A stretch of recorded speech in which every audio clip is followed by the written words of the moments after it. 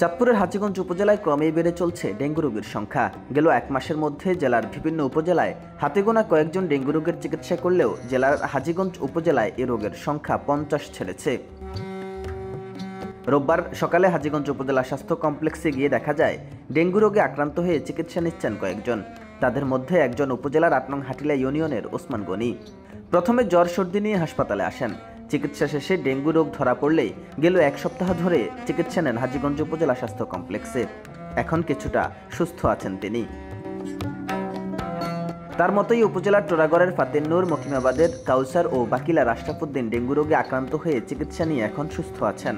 হাজীগঞ্জ উপজেলা স্বাস্থ্য কমপ্লেক্সের তথ্য অনুযায়ী 1 এপ্রিল থেকে এখন পর্যন্ত হাসপাতালটিতে ডেঙ্গু রোগের চিকিৎসা নেন 49 জন, যাদের মধ্যে 46 জন সুস্থ হয়ে বাড়ি ফেরেন।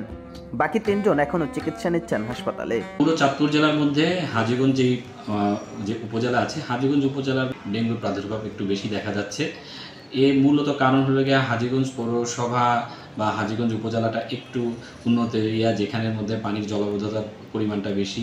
সেই পানির জলাবদ্ধতার বেশি থাকার কারণেই ডেঙ্গুর প্রাদুর্ভাবটা এই সময়ে এসে একটু বেশি দেখা যাচ্ছে গত প্রিভিয়াস 2-3 মাসের তুলনায়। এছাড়াও উপজেলার বিভিন্ন প্রাইভেট হাসপাতালগুলোতে চিকিৎসা নিয়েছেন আরও 8 জন ডেঙ্গু রোগী।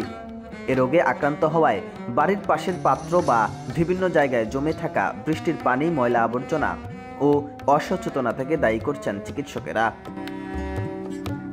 হাজীগঞ্জ উপজেলা স্বাস্থ্য ও পরিবার পরিকল্পনা কর্মকর্তা ডাক্তার আহমেদ তানবীর হাসান বলেন, জেলার মধ্যে সবথেকে বেশি ডেঙ্গু রোগী ধরা পড়ছে হাজীগঞ্জে। ডেঙ্গু প্রতিরোধে সকলকে বাড়ির পাশে জমে থাকা পানি নিষ্কাশন ও ঘুমানোর সময় মশারি টানানো সহ সচেতন থাকার পরামর্শ দেন তিনি। বাড়িঘরের মধ্যে জলাবদ্ধ পানি আছে, এগুলির মধ্যেই নর্মালি ডেঙ্গু মশা জন্মায়। এগুলি যদি একটু পরিষ্কার পরিচ্ছন্ন রাখে, মানুষ যদি নতুন করে একটু সচেতন হয়, এই জলাবদ্ধ পানি থেকে মশা যে উৎপন্ন হয় সেই মশাগুলিকে যদি নিরুদ্রব করে আর একটু সচেতনতা থাকে, রাত্রে মশারি টাঙ্গায় একটু খেয়াল রাখে, মশা নিয়ন্ত্রণ করতে পারলে ইনশাআল্লাহ ডেঙ্গু কন্ট্রোলের মধ্যে চলে আসবে ইনশাআল্লাহ। মোহাম্মদ হোসেন ব্যাপারী, বার্তা 24, চাঁদপুর।